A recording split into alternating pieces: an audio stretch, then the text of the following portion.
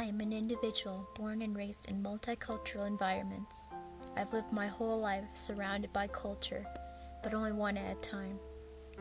I was born in Minneapolis, Minnesota, a little part of the city that was the heart of music, creativity, and soul. Something important to my identity is family.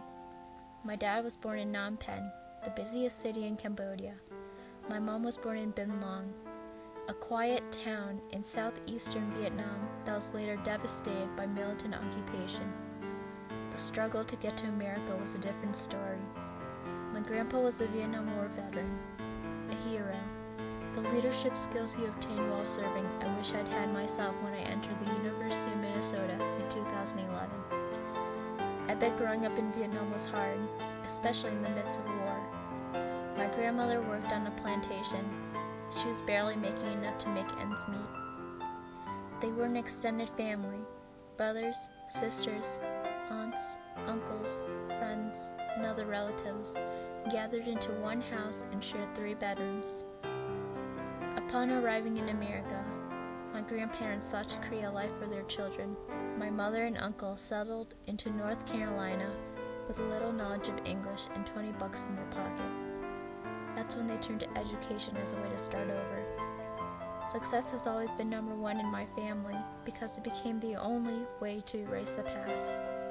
School was just a stepping stone to reality. So when I entered the university, reality really shot me between the eyes. The University of Minnesota was a whole new world compared to high school.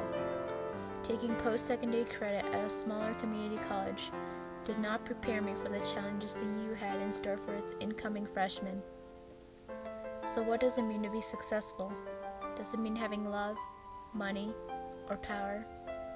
Or is it something deeper, something more remarkable than ourselves? In my opinion, to be successful, you must have passion. You have to want it, and you have to want it more than anything else. Because the road to success is not a path you find, but a trail you blaze. During my freshman year at the University of Minnesota, I learned that the culture at the university revolved around ethnic grouping, groups of people who share the same language, religion, and history. I believe that culture of power at the U follows certain codes and rules that reflect a predominant Euro-American culture, and that we must learn to abide by these rules to be successful in college. I find that stereotype is the most intriguing aspect of university life. Referencing Nathan, I disagree that this perfect minority is Asian. From what I've experienced from Asian colleagues, neither seems smarter than the other, but I guess it doesn't matter what race we are. We're here for one purpose, and one purpose only, and that is to be successful in everything we do. Following the footsteps of my mom, my brother, my uncle, and my cousins, I feel as though I'm losing a part of myself. Being children of genius parents, it became hard to stay connected. Having to live up to high standards, it became clear that you couldn't be someone you could never become. And living in the shadow of that someone made it worse. And that's exactly how my brother and I felt growing up, so we had to grow up pretty fast. Academic-wise, I wanted to pursue my goals of becoming a veterinarian because getting my first puppy, Kiwi, when I was 12 years old was by far the best day of my life. And it also made me realize that I loved animals. My transition to college life was a challenge. I found that I was more tired than usual, even though I do get an extra 2 hours of sleep now and then. I find that making friends was really easy, but when it came to keeping in touch, it was really hard. My core values are, and will always be, success, passion, and determination. Entering college was just a way for me to tackle these values head on. Living at home saved me a lot of money, and I didn't have to live on that ramen noodle everyday diet that all college students seem to have these days. It also made sure that this never happened to me. Getting to college every morning, however, was a real problem. I had to wake up 2 hours early every day because I have an hour-long commute. To top it all off, it had to be in Minnesota, where it's 6 months of winter and 6 months of construction. Rain or shine, I have to walk across the Washington Bridge every single day to deal with the TA that calls my papers hodgepodge. Study spaces I usually go to are Walter or Wilson Library. The smell of coffee in the morning makes me really nauseous, and there's never any chairs available.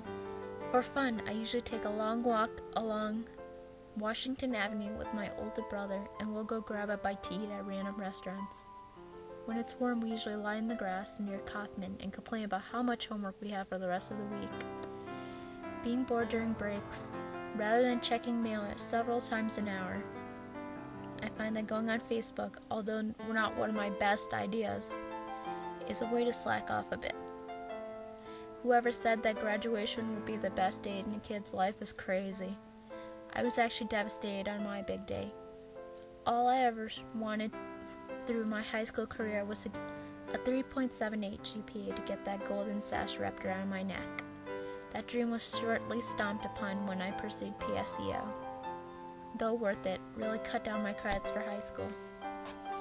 A week after graduation, I began staring at the mailbox every day for the next month. Eventually, I received my acceptance letter for the university. The doorway to success is easily opened if you stare at it long enough. That's my philosophy. What's yours? I was faced with many choices: accounting, biology, pre-veterinary medicine, business, finance, chemistry. It was hard to decide at first, but after my first semester at the U, it became easier to choose.